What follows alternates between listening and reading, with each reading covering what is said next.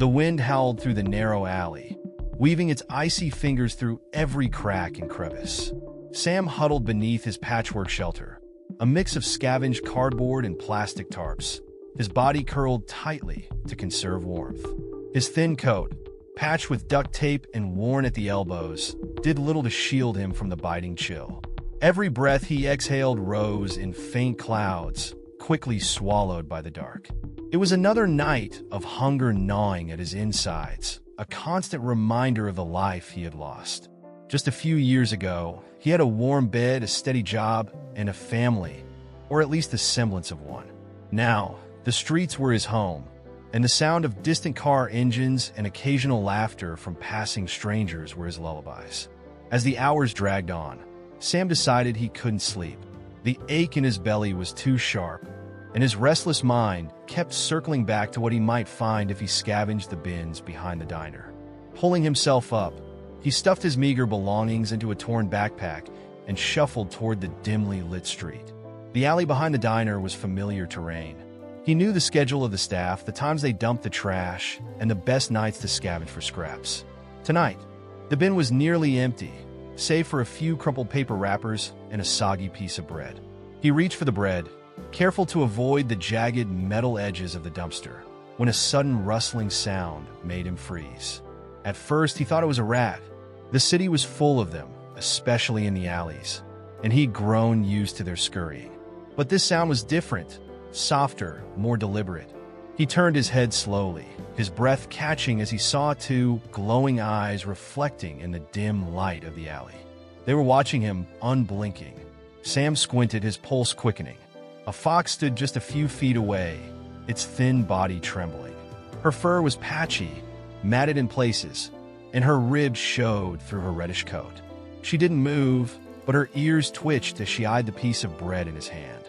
"Hey there," Sam said softly, his voice cracking from disuse. He hadn't spoken to anyone in days. "You hungry too, huh?"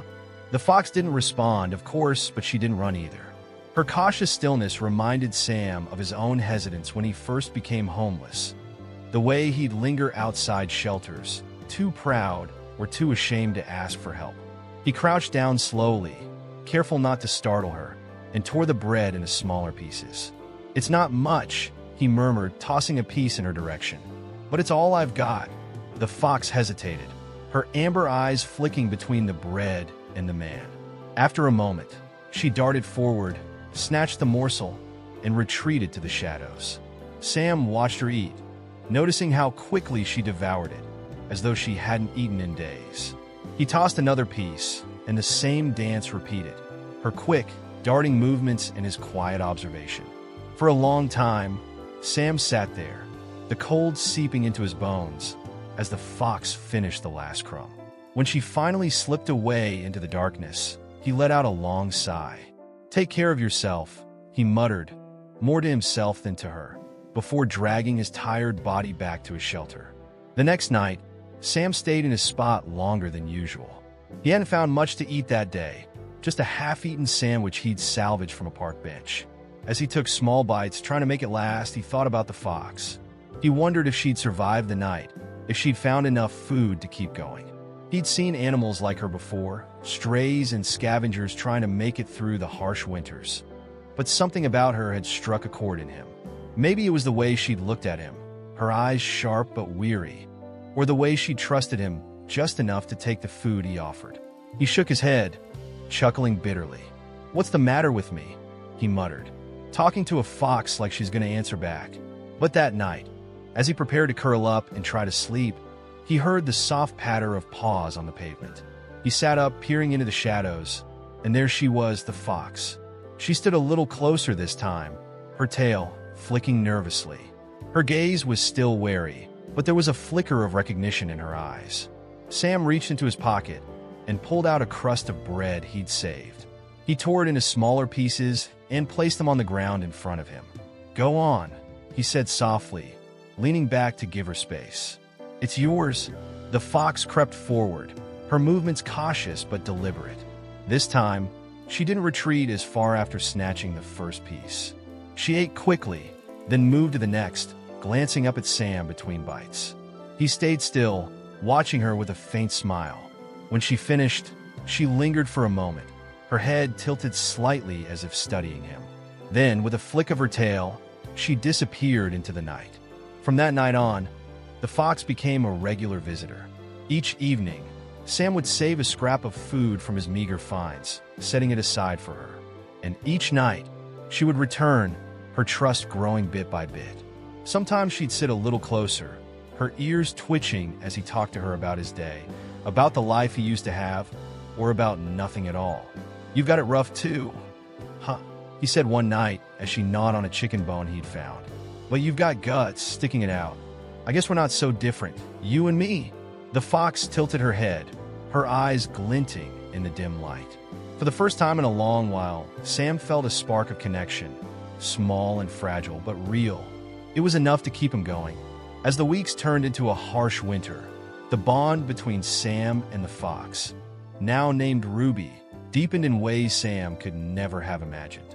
Each night, as the city lights cast a faint glow on the frost-covered streets, Ruby would appear like clockwork.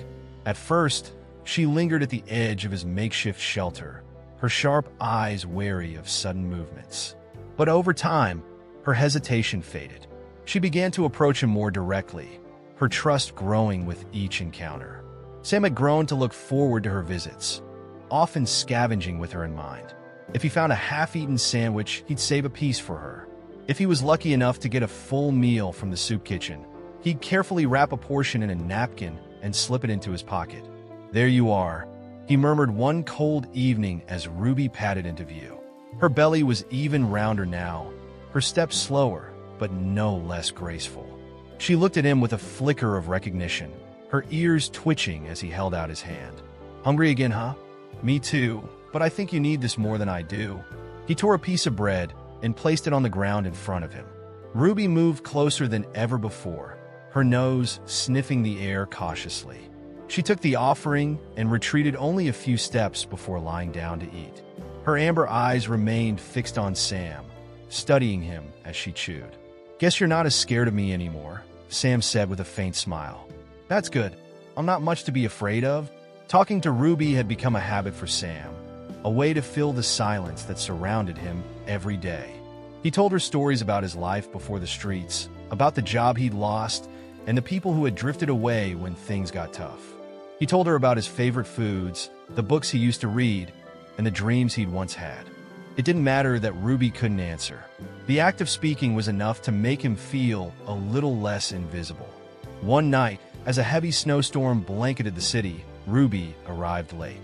Sam had been worried she wouldn't show at all, the biting cold too dangerous for any living creature to endure. He'd tucked an old blanket into the corner of his shelter, hoping she might find it if she came by. When she finally appeared, her fur dusted with snow, Sam let out a breath he hadn't realized he was holding. "You're late," he said softly, shaking his head as she approached. "I was starting to think I'd have to come looking for you." Ruby sniffed the blanket he'd laid out and, to Sam's surprise, curled up on it. She tucked her nose into her tail, her body shivering slightly as the wind howled around them. Sam watched her for a moment, his heart tightening at the sight. "Hold on," he muttered, rummaging through his bag. He pulled out the last piece of a stale bagel he'd been saving and placed it beside her. "Here, it's not much, but it's something." Ruby didn't eat right away. Instead, she looked up at him, her eyes locking with his. In that moment, Sam felt an unspoken understanding pass between them, a shared acknowledgement of their struggles, their fight to survive against the odds. For the first time in years, he felt truly seen. As the storm raged on, Sam and Ruby huddled in their small corner of the alley, finding warmth in each other's presence. The night was long, but neither of them was alone. The days that followed were some of the coldest Sam could remember. Snow piled up in drifts along the streets, and the wind seemed determined to pierce through every layer of clothing. Food was harder to come by, with fewer people venturing out and fewer scraps left behind. Yet, no matter how little he found, Sam always set something aside for Ruby.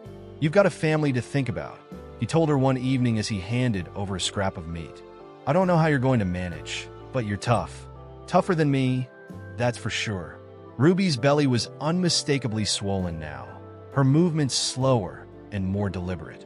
Sam worried about her constantly. Where would she go when the time came to give birth? How would she keep her kids safe in a city full of dangers? The questions haunted him, but there was little he could do. All he could offer was what little food he could spare and the meager shelter of his companionship. One night, as Ruby lay curled up on her blanket, Sam leaned back against the wall of the alley and gazed up at the sky. The stars were hidden by thick clouds, the city's glow reflecting off the snow instead. He let out a long sigh, his breath forming a plume of white in the frigid air. "You know," he said, his voice low, "I used to think I'd be someone important. Not famous or anything, but someone who mattered. Someone people would remember. Funny how life turns out, huh?" Ruby lifted her head, her ears flicking in his direction. She watched him intently, her amber eyes gleaming in the dim light. Sam chuckled softly. "Look at me," he said, shaking his head, pouring my heart out to a fox. "You're a good listener, though. Better than most people I've known." Ruby settled her head back down, her tail curling tighter around her body. Sam smiled faintly and closed his eyes, letting the steady rhythm of her breathing lull him to sleep. As winter wore on, their bond only grew stronger. Ruby began to linger longer after eating, her trust in Sam evident in the way she sat close to him, her body relaxed. She even started bringing him small gifts, a shiny bottle cap, a piece of crumpled foil, and once, a dead mouse. Sam couldn't help but laugh at her offerings, touched by the strange way she showed her gratitude. "Thanks, Ruby," he said, holding up the bottle cap. "I'll add it to my collection of treasures." Despite the hardships they faced, Sam found comfort in their unlikely friendship. Ruby's presence gave him a sense of purpose, a reason to keep going. She reminded him that even in the harshest conditions, life could find a way to endure. But as her belly grew heavier and her movements slower, Sam couldn't shake the feeling that their time together might soon come to an end. He didn't know why the thought bothered him so much, but it did. Ruby had become more than just a fox to him. She was a connection, a spark of hope in an otherwise bleak existence. One particularly cold evening, as Ruby rested on her blanket, Sam reached out a hand and let it hover just above her head. She didn't flinch or move away. Slowly, carefully, he let his fingers graze the fur between her ears. It was soft and warm, a stark contrast to the icy world around them. "Thanks for sticking around," he said quietly, his voice barely above a whisper. "I don't know what I'd do without you." Ruby closed her eyes, her body rising and falling with each steady breath. For the first time in what felt like forever, Sam allowed himself to feel a glimmer of hope. Sam woke one morning to an eerie stillness in the alley. The muffled hum of the city was there, but something felt different. He blinked against the pale morning light, his breath visible in the crisp air. His first thought, as it was every morning, was of Ruby. He shifted his weight on the cold pavement and glanced at the blanket he had laid out for her. It was empty. The corner where she usually curled up was undisturbed, no trace of her paw prints in the frost. Sam frowned and sat up, his body stiff and aching from another night on the hard ground. Ruby was always there by dawn. Always. "Ruby," he called softly, his voice cracking from sleep. He leaned out of his makeshift shelter, scanning the alley. There was no sign of her. A pang of worry tightened his chest. She'd never missed a visit before. Even during the harshest storms, she had found her way to him, her clever instincts guiding her through the city's maze of alleys and streets. Maybe something had happened, an accident, a predator, or worse. Sam's mind raced with possibilities, each more unsettling than the last. He got to his feet, wincing as his cold, numbed legs protested. The alley stretched out before him, empty save for a few scattered bits of trash. He decided to search the nearby streets and parks, hoping to find some trace of her. Pulling his thin coat tighter around his body, he set off, his breath puffing in the frigid air. Sam wandered through the city, his eyes scanning every corner for the familiar flash of red fur.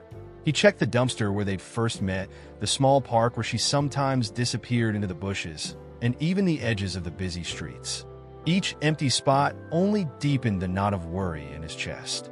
"Come on, Ruby," he murmured, his voice barely audible over the noise of the city. "Where are you?" Hours passed, and Sam's search turned up nothing. By the time he returned to his shelter, his body was exhausted and his spirits were low. He sank to the ground, his back against the cold brick wall, and buried his face in his hands. For the first time in months, the loneliness he had worked so hard to push away came crashing back. Ruby had been his one constant in a world that had otherwise forgotten him. Without her, the alley felt emptier, colder. The next few days were a blur of searching and waiting. Sam left scraps of food in her usual spots, hoping she would return. Each time he checked, they remained untouched. His hope dwindled with every passing day, but he refused to give up entirely. Ruby had taught him to hold on, even when things seemed hopeless. By the end of the week, the first hints of spring began to show. The snow that had blanketed the city for months started to melt, revealing patches of wet grass and muddy ground. The air was still cold, but there was a subtle warmth to it, a promise of better days ahead. Yet for Sam, the changing season only emphasized Ruby's absence. She should have been there to see it, to celebrate the end of the brutal winter. One morning, as Sam sat in the alley staring at the crumpled remains of Ruby's blanket, he heard a sound that made his heart leap. It was faint at first, a soft rustling in the bushes nearby. He froze, straining to hear it again. Moments later, the rustling grew louder, accompanied by the unmistakable sound of paws crunching against the ground. Sam scrambled to his feet, his heart racing. "Ruby," he called, his voice filled with a mix of hope and disbelief. From the shadows, she appeared. Ruby stepped into the alley, her red fur gleaming in the morning light. She looked thinner than before, but her movements were steady, her eyes bright. Sam's breath caught as he noticed something else. She wasn't alone. Behind her, 4 tiny fox kids stumbled into view, their small bodies wobbling on unsteady legs. Their fur was a mix of red and gray, their eyes wide and curious. Sam's mouth fell open as he took in the sight. "Ruby," he whispered, his voice cracking. "You did it. Your mom." Ruby stood still for a moment, her head tilted as she watched him. Then, with a flick of her tail, she led the kids closer. They hesitated at first, their tiny noses twitching as they took in the unfamiliar scent of the man who had helped their mother survive. One particularly bold kid trotted forward, its round eyes fixed on Sam. It sniffed at his outstretched hand before retreating to its siblings. Sam laughed softly, a sound that surprised even him. He sank to his knees, his hands resting on the ground as he watched Ruby and her kits explore the alley. Ruby's gaze remained steady, a quiet trust evident in her posture. It was as if she was introducing her family to him, sharing with him the life she had fought so hard to protect. "You've been busy," Sam said, his voice thick with emotion. "I was so worried about you." Ruby didn't respond, of course, but the way she sat beside him, her body relaxed, spoke volumes. Sam reached into his pocket and pulled out a small piece of bread he'd been saving. He tore it into smaller pieces and placed them on the ground. The kids hesitated before darting forward to snatch the food, their tiny jaws working furiously to devour the scraps. As the kids ate, Sam leaned back against the wall and watched them. He couldn't help but marvel at their resilience, their determination to survive in a world that offered so little. They were Ruby's legacy, a testament to her strength and resourcefulness. And in some small way, they felt like his legacy too. For the first time in what felt like forever, Sam felt a sense of purpose, a reason to keep going. Ruby had come back, not just for the food or the safety of his shelter, but because she trusted him. She saw him as part of her family, just as he had come to see her as part of his. The alley was no longer just a cold, empty space. It was a home, shared between a man and a family of foxes. And for the first time in a long while, Sam felt like he belonged. The days after Ruby's return were some of the brightest Sam had experienced in years. Each morning, he woke to the sounds of tiny paws scuffling in the dirt and the soft yips of the kits as they played. Ruby would sit nearby, watching her young ones with the calm vigilance of a mother, her sharp eyes always scanning for potential dangers. Sam found himself smiling more often, an unfamiliar warmth blooming in his chest as he watched the Fox family thrive. The kids were endlessly curious, their small bodies full of energy and mischief. They chased each other around the alley, tumbling over discarded boxes and leaping at shadows. One day, the boldest kit, a little male with a streak of white on his tail, ventured closer to Sam. The kit sniffed at his shoes, then playfully pounced on the frayed laces. Sam chuckled and gently wiggled his foot, making the laces dance. The kit yipped in delight, swatting at them with tiny paws. "Looks like you've got a brave one there, Ruby," Sam said, glancing at the mother fox. She tilted her head, her ears flicking as if in agreement. Over time, all four kits grew bolder, their initial shyness fading as they came to see Sam not as a threat, but as part of their little world. They nibbled on the scraps he offered, darting forward to grab a piece of bread or a scrap of meat before scampering back to the safety of their mother's side. Sam began to notice their unique personalities. The bold one with the white streak, the smallest one who often hid behind Ruby, the curious one who investigated every corner of the alley, and the playful one who seemed determined to pounce on every moving object. Ruby, ever watchful, allowed her kits to explore but always kept a close eye on them. She seemed more relaxed around Sam now, often sitting just a few feet away while the kits played. Sam spoke to her often, sharing his thoughts and observations as though she could understand every word. "You've got a good little family here," he said one evening, tossing a scrap of food to Ruby. "They're lucky to have you. You've done a hell of a job keeping them safe." Ruby caught the scrap midair and chewed it slowly, her gaze meeting his.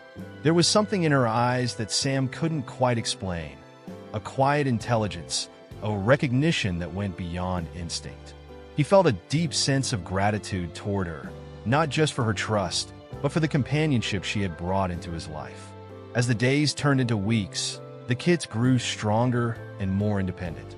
They began venturing farther from the alley, their playful exploration taking them into the nearby park and back streets.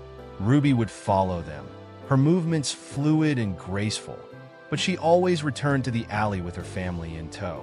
One afternoon, as Sam sat in his usual spot by the wall, Ruby did something that took him completely by surprise. She approached him directly, her movements slow and deliberate. For a moment, he thought she might stop short, as she usually did, but instead, she stepped even closer. Her nose brushed against his outstretched hand, her fur soft and warm against his skin. Sam froze, his heart pounding. "Ruby," he whispered, his voice barely audible. "You trust me that much now, huh?" The fox stayed there for a moment, her nose twitching as she sniffed his hand. Then, just as quickly as she had approached, she stepped back, her tail flicking. It was a small gesture, but it felt monumental to Sam, a sign that their bond had deepened in ways he hadn't dared to hope. That evening, as the sun dipped below the horizon, casting the alley in hues of gold and orange, something unexpected happened. Ruby barked, a sharp, insistent sound that made Sam sit up straighter. She paced back and forth, her ears swiveling as though she had heard something he couldn't. "What is it, girl?" Sam asked, his brow furrowing. He stood and followed her gaze toward the edge of the alley. Ruby barked again, then darted forward a few steps before looking back at him, her movements urgent. "You want me to follow you?" he asked, half to himself. Grabbing his bag, he set off after her, his curiosity piqued. Ruby led him through the narrow alleys and across the edge of the park, her movements quick but purposeful. Sam struggled to keep up, his breath puffing in the cool evening air.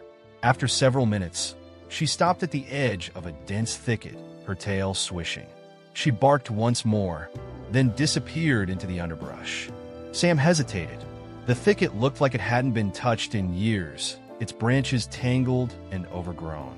He pushed aside the foliage, ducking under low-hanging branches, until he stumbled upon something he hadn't expected, a small, abandoned cabin.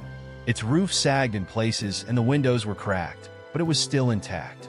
The sight made Sam's heart race. He stepped closer, his hand brushing against the weathered wooden door. "Ruby," he called, glancing around. She reappeared from the shadows, her kits trailing behind her. She barked once, her eyes fixed on him.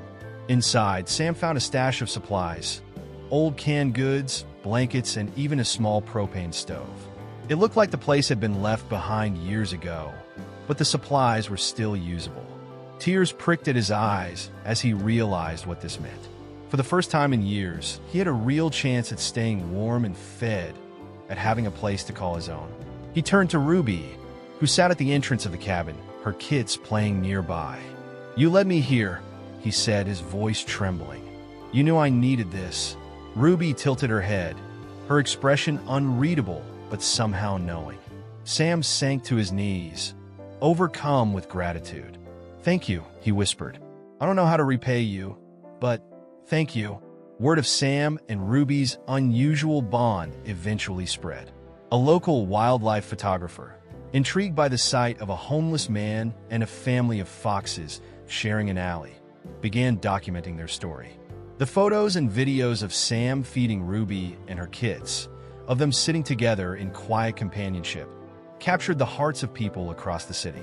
Donations poured in: food, clothing, even offers of housing. For the first time in years, Sam felt like he had a real chance at rebuilding his life. But no matter how much his circumstances improved, he never forgot Ruby. Even after he moved into a small apartment on the edge of town, he visited the park every day, leaving scraps of food in their usual spot. Ruby and her kids still came to see him, their bond as strong as ever. One evening, as he sat on a bench watching the sun set, Ruby approached him, her tail swishing. She sat beside him, her amber eyes meeting his. Sam reached out, his hand resting lightly on her back. "You saved me," he said softly. "I thought I was helping you, but it was you who helped me. I'll never forget that." Ruby stayed for a moment longer, her presence a quiet reassurance. Then, with a flick of her tail, she disappeared into the woods, her kids following close behind. Sam watched them go, his heart full. For the first time in a long while, he felt whole. Their story had started in the coldest depths of winter, in a forgotten alley where hope seemed impossible. But together, they had found something extraordinary, a bond that transcended their differences, a connection that changed both their lives forever.